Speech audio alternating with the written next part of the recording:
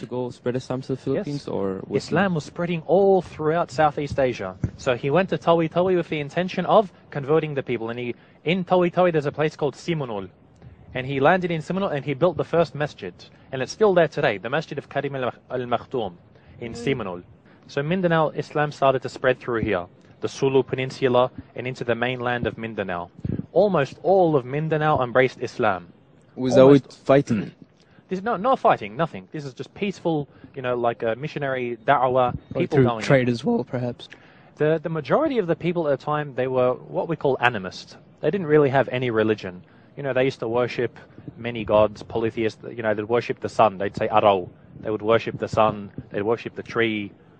They'd probably worship fish.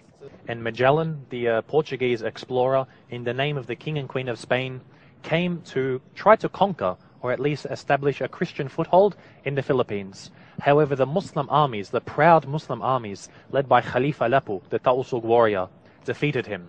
And Magellan was killed, and the Spanish were defeated. Now, as we mentioned before, the Spanish weren't coming just as mere explorers. They were coming as crusaders. They're coming from Andalus.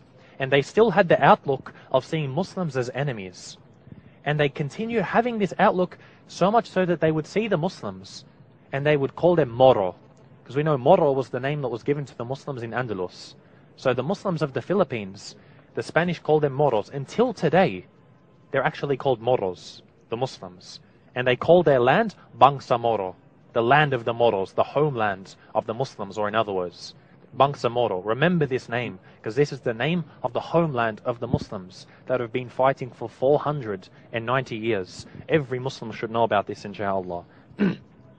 Now, it was said that the Christian king of Spain, Carlos, he actually sent an envoy to Lapu-Lapu, Khalifa Lapu, and he said, if you allow us to have the body of Magellan, then we'll give you treasures. Treasures like you could never imagine. Just give us the body of Magellan. What do you think was his response? Maybe he gave him the head only? He said, if you were to give me the treasures of the world, you can never have his body.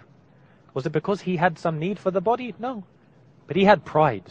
He said, I'm not going to submit to some Christian king who sends this man to come kill us. I'm sorry, but this is not going to happen. So you see the situation of the Muslims then. They had pride. They were strong. They had an amazing leader, one of the true heroes of Islam, Khalifa Lapu rahimahullah. Now, if things stayed at that, it would be fine. Magellan has fought, he's been defeated. But of course, the Spanish now, as soon as they've been defeated, they're not going to give up. They want to get their revenge. Sure, they send other. So yes, what they did is they sent some Spanish forces 20 years later. The dinner, about the feast, you said that the king, that he poisoned the food. Yes, they poisoned the food, and many of the Spanish died, but some of them escaped. Now, after this, they escaped back to Spain. In a one boat. Only. In the boat, they went back to Spain, and they gave them the bad news. So the Spanish were devastated, but they didn't give up.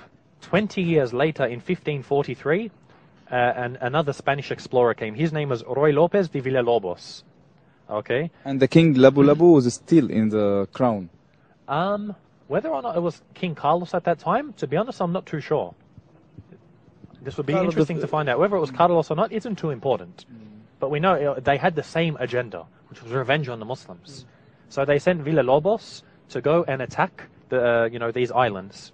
So they came this time to the east of where Mactan Island was, to the islands of Leyte and Samar. So this is to the east of Mactan Island. And they came and they claimed them in the name of the King of Spain, who now, I'm looking at my notes and I realize was King Philip. He was King Philip II. So what Villalobos did is he actually named the islands on behalf of the king. King Philip, he said this, Las Islas Filipinas, the islands of King Philip. So this is where the name of the Philippines came from. And this stuck until today. The Muslims, they don't accept this. They say, the Philippines is your land. We belong to Bangsamoro. But as we said, the Spanish were conquering most of the north and the central parts of the Philippines, but they were never able to fully penetrate the south. Now what had happened was, Spain was actually at war with the UK, with England. And England had actually beaten the Spanish. So in turn, they gained all of the Spanish possessions. one of which was the Philippines. So from the year 1762 until 1764, only 2 years, the UK actually was in war with the Muslims of Mindanao. The UK didn't come to the Spanish aid. It didn't come to the Spanish No, they were aid. fighting the Spanish. Oh, they were fighting. It's more so the battle of the imperialistic forces of the world at that time. Yeah, and once the Spanish won, they got the Philippines. So they were then fighting against the Muslims. Now, the British didn't really fight the Muslims too much, but nonetheless, they were at war with the Muslims. And of course, they weren't able to defeat the Muslims. Now, what had happened was after 2 years, the Spanish got power back. Now, this continued. I mean, it just kept on going on and on up until 1896. 1896 was the year of the Philippine Revolution.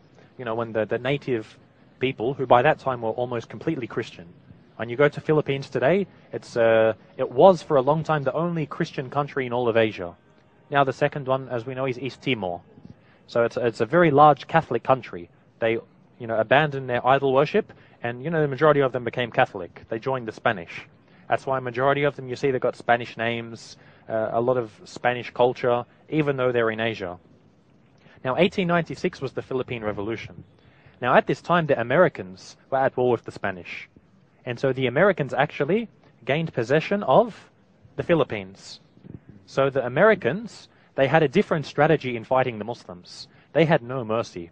What they would do is they would push through to the islands and they would build a base. The Spanish did this, but they never actually ventured out. Whereas the Americans would build a base and they had no mercy for the Muslims.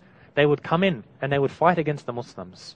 And it was said that when they fought against the Muslims, the guns that they had, even though they were big, powerful rifles, it wasn't enough against the Muslims, because they'd shoot a Muslim, and the Muslim would keep on charging at them.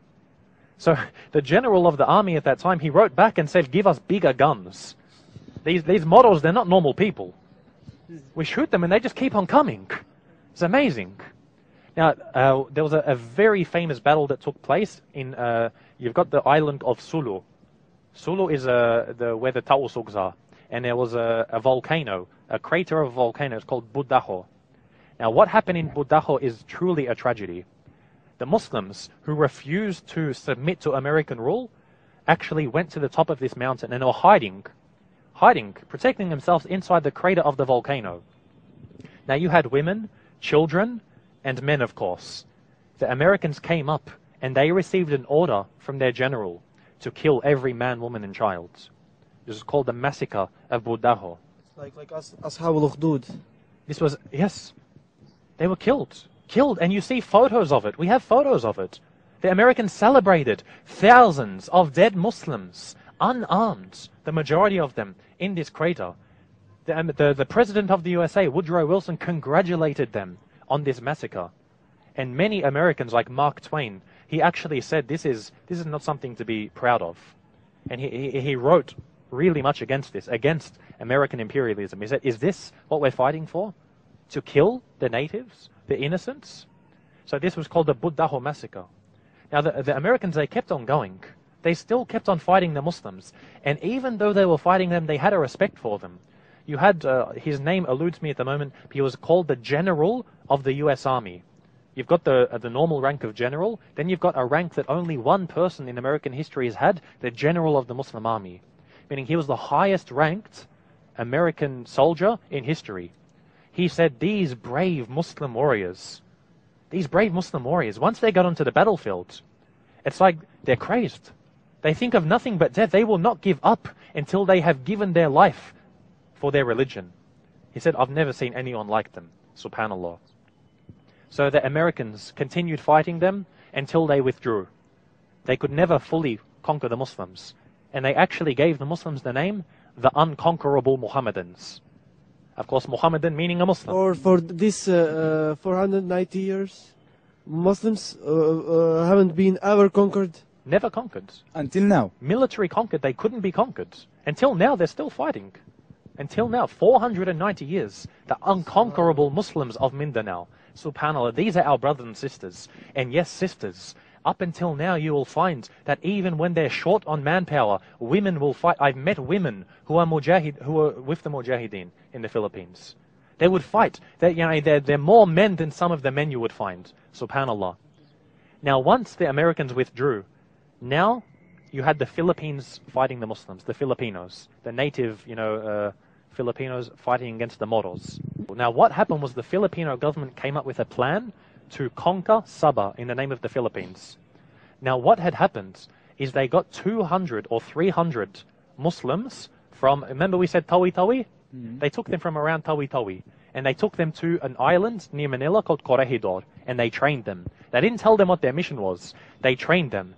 And then once they were fully trained, they said to them, your mission is to invade Sabah in the name of the Philippines. Now, these are Muslims. They said, we're sorry, but we're not going to invade a Muslim land. We've got relatives there. And so the Filipino government realized the mistake they'd made. And they thought, well, we can't send them back to Tawi-Tawi. So they killed them all. They killed them all. But one, Qadar Allah, one of them survived. Subhanallah, it's amazing. Allah allowed one of them to survive. He escaped from the island. He swam to the shore. He went back to Mindanao and he told the people what had happened. 200 to 300 innocent Muslims killed in what was known as the Jabida massacre. How foolhardy and tactless was the Filipino government. You can imagine the fuss this caused. So this caused the Muslims of Mindanao to stand up and say, where are our rights? We're sick of being treated as second-class citizens. We are Muslims, we are Moros, and we are proud. And so what we call the Bangsamoro Jihad, it started again. You had a professor in the University of Manila. His name was Nur Miswari. He's a Muslim, a Tausug. And he began to unite the Muslims. All of them. He said, let us fight for our freedom. And he started the Bangsamoro Jihad. And alhamdulillah, the Muslims, they began to fight for their freedom. And the Filipinos, they couldn't match them. Because as we said, the Muslims, especially the Tausugs, they were brave, fierce warriors. So they said, look, have autonomy. Have autonomy. You can rule yourself, but you can't have independence. So the Muslims said, Tayyib, we'll take autonomy.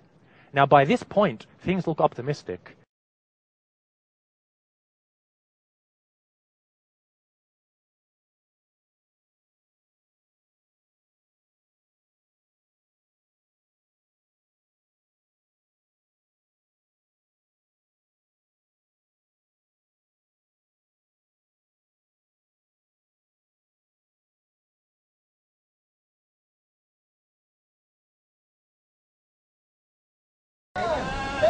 لم يصل مراد إبراهيم رئيس الجبهة الإسلامية لتحرير مورو إلى القصر الرئاسي في العاصمة الفلبينية مانيلا إلا بعدما قطعت جبهته مسيرة تمتد لأكثر من 40 عاما من الصراع العسكري وقرابة 16 عاما من مفاوضات شاقة مع الحكومة الفلبينية برعاية ماليزية. في لقائهما الأول في مانيلا وقبيل توقيع الاتفاق الإطاري للسلام، تبادل إبراهيم والرئيس الفلبيني مع الهدايا التذكارية الأمال في مستقبل زاهر في جزيرة مندناو في جنوبي الفلبين يتمتع فيه شعبها بغنى مواردها الطبيعية. الحمد لله رب العالمين الرحمن الرحيم مالك يوم الدين. بأدعية دينية إسلامية ومسيحية دشنت مراسم توقيع الاتفاق وجرى تقديم كشف بمراحل الصراع وتضحياته التي قادت إلى توقيع هذا الاتفاق الذي وصف بأنه خريطة طريق لإقرار سلام دائم في مندناو. نوقع أهم وثيقة في تاريخنا، وثيقة تعيد إلى أبناء شعبنا هوية أمتهم المسلمة وأرضهم وحقهم في حكم أنفسهم وتقرير مصيرهم. ما زال أمامنا الكثير من العمل لجني ثمار هذا الاتفاق الإطاري. هناك التزامات يجب أن تنفذ، وشعب يحتاج لقيادة، وأحلام يجب أن تتحقق. إننا ملتزمون بتمكين شركائنا من التحول إلى حزب سياسي يمكنه المساعدة في قيادة مندناو في الفترة الانتقالية إلى سلام حقيقي. الاتفاق لا يعني نهاية للصراع كما أوضح رئيس الجبهة الإسلامية لتحرير مورو، لكنه يمهد لمفاوضات تنهي كل أسباب الصراع خلال السنوات الأربع المقبلة.